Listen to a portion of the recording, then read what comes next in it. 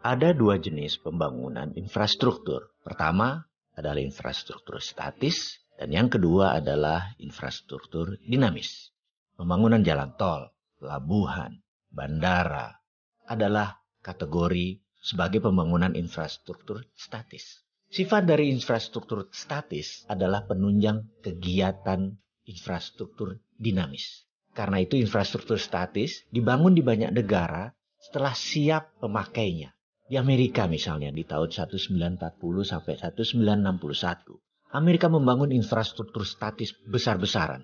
Tujuan utamanya adalah menyediakan pemanfaatan untuk industri otomotif Amerika. Mereka membangun jalan lebih dari 25.000 kilometer. 9 dari timur ke barat, 11 dari utara ke selatan, dan terus dibangun akar-akar jalan tersebut. Apa yang terjadi adalah industri otomotif mereka tumbuh di atas 15% per tahunnya.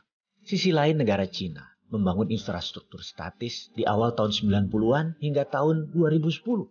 Hanya sisi timur negara tersebut yang dibangun, kemudian baru ke arah tengah.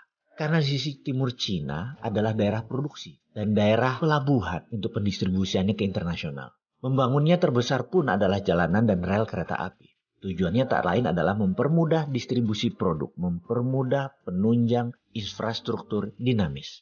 Jadi infrastruktur dinamis adalah sektor industri. Seperti Amerika membangun industri hulu penyediaan bahan baku, menyediakan untuk pabrik-pabrik otomotif mereka, pabrik pengolahan biji besi, steel foundries, kemudian juga produksi perminyakan mereka, gasolin untuk bahan bakar mobil tadi, industri pangan. Itu semua dikatakan sebagai infrastruktur dinamis karena tujuan disebut dinamis adalah bergerak mengikuti kebutuhan pasar. Seperti juga sisi lain Cina. Cina membuat peraturan mendukung infrastruktur dinamis dengan peraturan yang super bebas. Cina boleh meniru, melakukan imitating. Cina di tahun 90-an, 2000 masih dikatakan sebagai imitating country, negara peniru. Sekarang Cina disebut innovating country, negara pencipta. Kita semua tahu kata-kata bijak dari bini sepuh kita yang mengatakan Allah bisa karena biasa. Jadi setelah biasa meniru, mereka sekarang mengerti apa yang terbaik dan setelah itu menciptakan produksi baru yang kreatif dan inovatif. Itulah Cina sekarang yang membangun infrastruktur dinamis terlebih dahulu baru infrastruktur statis. Demikian juga infrastruktur Amerika. Dinamis dulu